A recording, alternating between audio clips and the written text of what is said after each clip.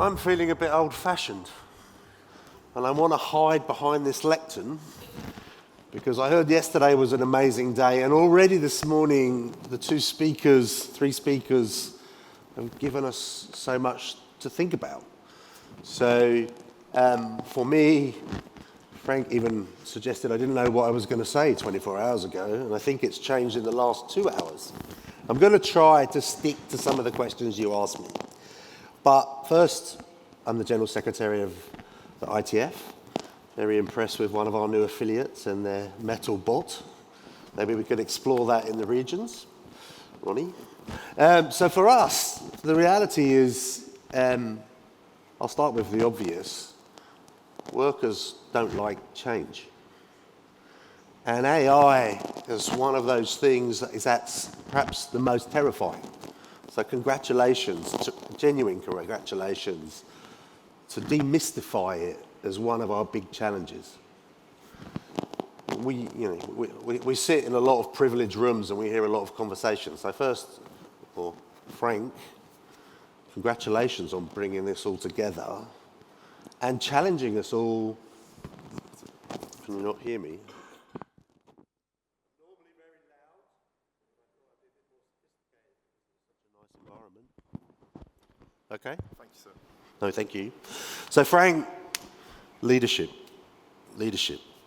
These issues that we're challenged here are the latest manifestation of change that impact on our workers.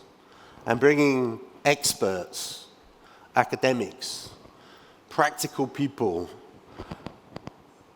that can give us some indication about how not to be scared, but how to actually embrace the presentation about this being the fourth industrial revolution. We fully understand. And historically, those revolutions have improved the lives of our workers. And there is this role for unions in this environment about actually how do we have to respond to this? How do we deal with this existential challenge? So for us, it's a little bit of a conversation about all the unions in the room base their membership, and we just saw it in a very structured way, on collective bargaining.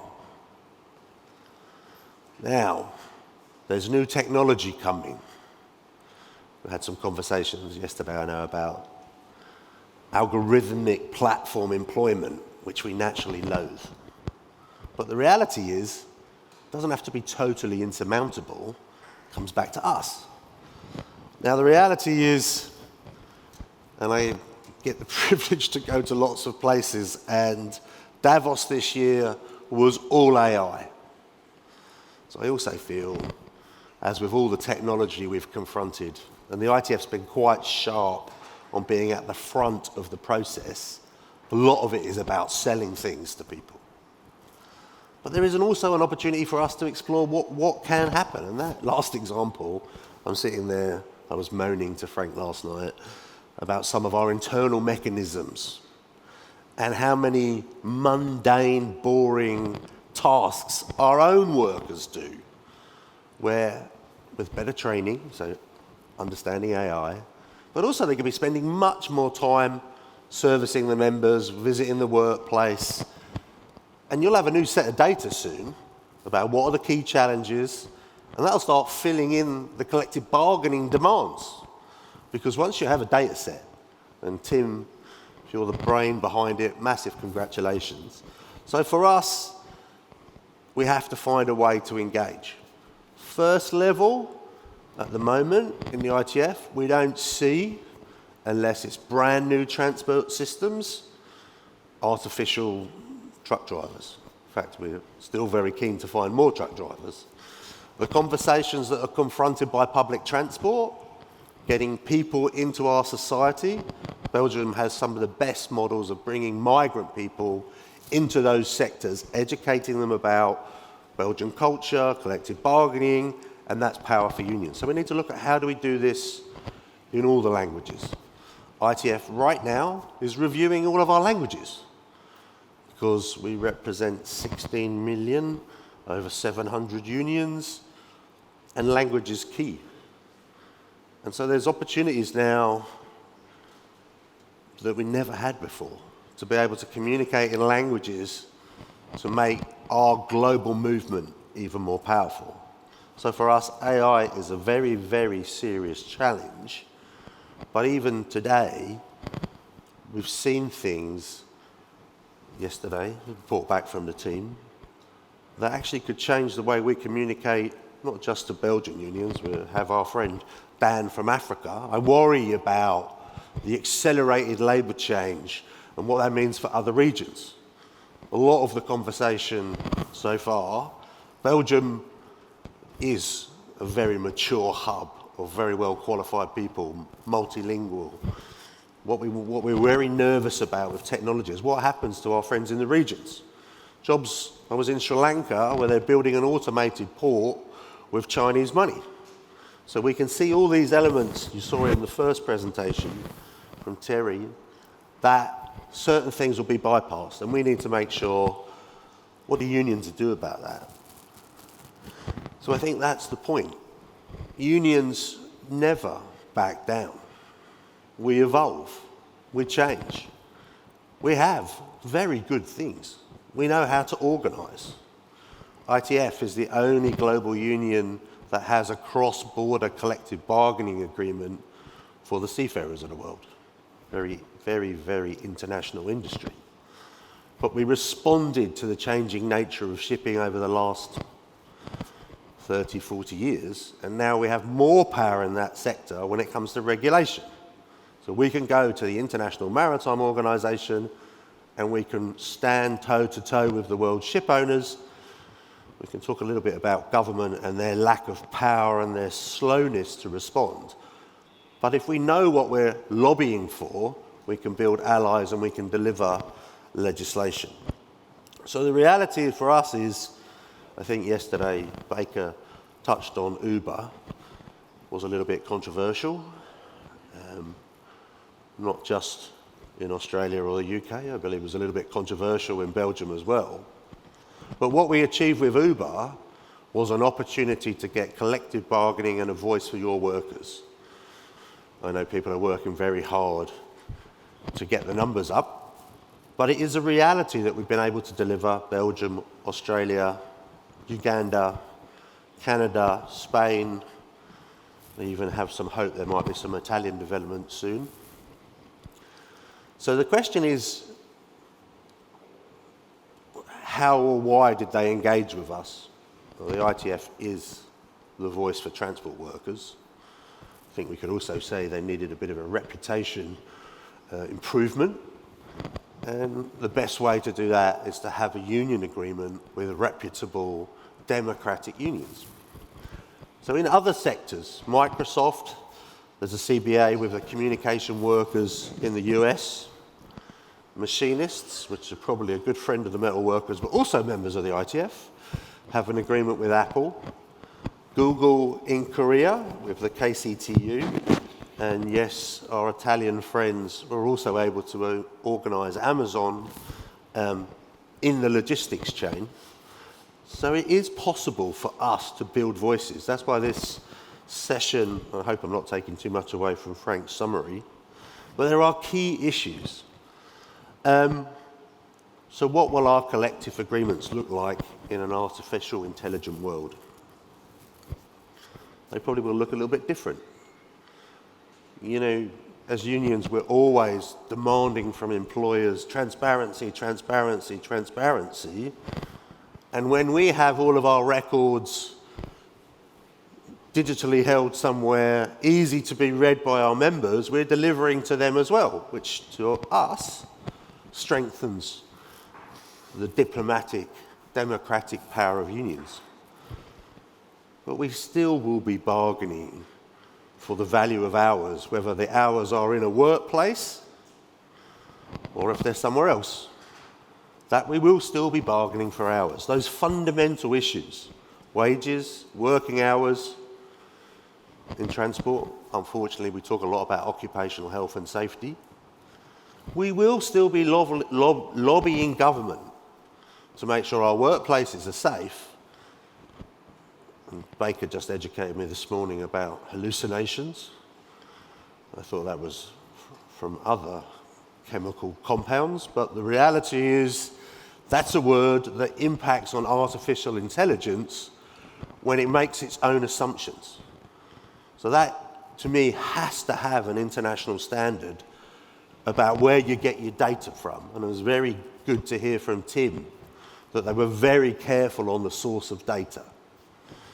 I can tell you that technology also impacts on the ITF.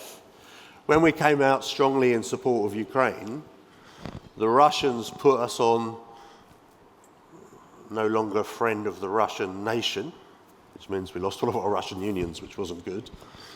But also, we then had to massively upscale our security on our IT, because I assume someone somewhere controls all of the data security that happens. So now the ITF has to double click into everything and make sure we can't access. So we need to understand that.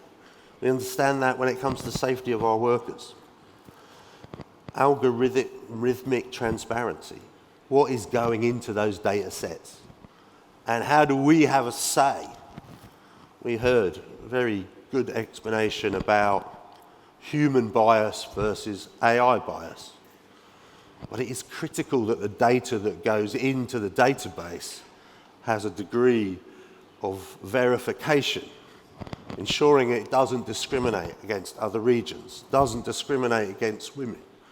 We also heard about the transition for young people who live digitally all the time, and the slowness, ITF has some work to speed up, that companies, unions respond. So if we want young people into our organisation, we have to make sure the services we provide, the websites, the information is all tangible and maybe not a 20-page essay that they probably won't read. Digital health and safety has been an issue, and it's certainly highlighted by Amazon and many of our truck drivers. I mean, PTB is very strong in that space, are more or less constantly under surveillance about where they go, when they stop, and there's also then this issue of in your workplace, somebody's watching you. We have to be sitting at the table talking to employers about their well-being. Nobody wants to be under scrutiny 24 hours a day. Part of that challenge is how we're going to get new people to join road transportation. This question about, let's just blame Silicon Valley, because I think the Americans at the moment are doing pretty good of opportunity of ruining a lot of the things that we've built. Do they really understand the diverse world that we all campaign for as trade unionists? It is a bit of a privileged environment. So the testing of their modelling, and we've proven this with a number of the health and safety initiatives our women's team have been doing about the stereotypical what safety equipment looks like, what safety boots and how they're made. And the work that was done, I don't know if Baker mentioned that yesterday, about the health and safety charter with Uber, is another opportunity to actually, when you sit at the table, you can do good work that actually protect our members. So, we have to know more about these challenges. That means we have to embrace many of the people in this room to help educate us, but not just us, our shop stewards, our delegates, what is artificial intelligence, and why do we need to understand it? And so that's a challenge for unions. How do we respond? Let's be honest, we like power, and power to us is about mobilising people and putting across a very aggressive position. But at the moment, we're being countered by people that can weigh us down with data. So we need to explore how do we evolve. ITF, again, has worked very hard to bring more young workers into our environment. And they're sharp. There's some studies between those that were born after the digital revolution and those born before. Very clearly born before. And the reality is people are more trusting, younger people. And that's going to change how some of the things work in our workplace. And we need to understand that.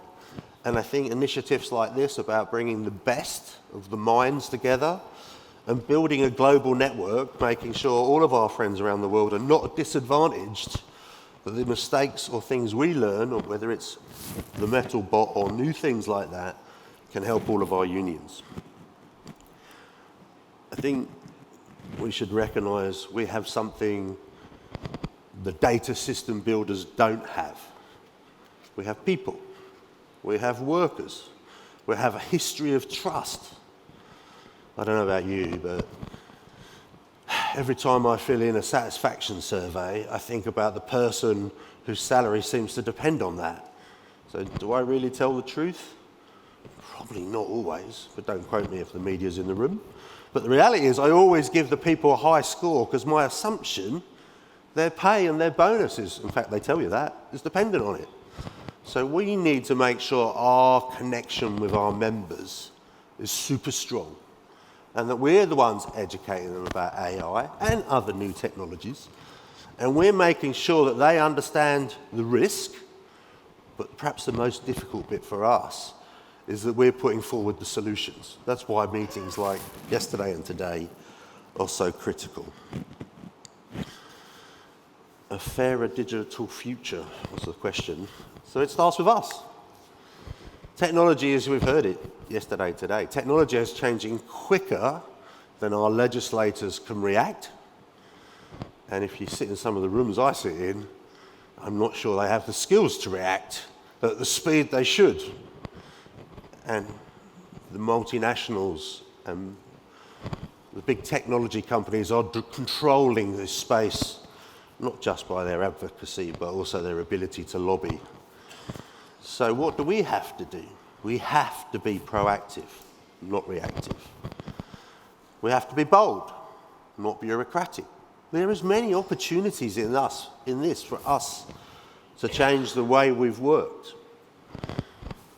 I would have opened with a real big negative picture about global politics at the moment, but Frank said don't talk too long. I'm not doing too bad. But the reality is the world is changing so fast in the geopolitics. I can't imagine how many planes Boeing are going to build for our projects in the Middle East, because I'm not quite sure that's deliverable. So even when you watch the news, you don't know what's true anymore. So we have to have our own truth. We have to write the rules that we want to stand by when it comes to the digital economy. We want transparency. We want to know what's in those data sets, making informed decisions that they expect us to comply with. This country, again, we touched on it last night, has a long history of, and I know you had some MEPs in yesterday, of having a political movement that influences politicians. Once we show leadership, once we know what our message is, then we have to mobilise those politicians to help us bring the answers. So, we need to understand it, we need to engage with it, and we need to be ready to make bold decisions so that the future leaders and the future members are protected by the unions in this room from all over the world with a long history. In the ITF, we have a very strong reputation. We're very proud to be affiliate-led. We're in all elements of transport. I might have to think a bit harder. We are the most connected, the most organised, and the most global movement because we are the supply chain. So AI is not going to stop ITF and its affiliates. And data is not going to divide us. Together, we will continue to organise, bargain, and continue to win. In the analogue world, in the digital economy, in everywhere we go. We, as the ITF, are here for you and will do whatever it takes to win, and I want us all to go on that journey together. Thank you very much.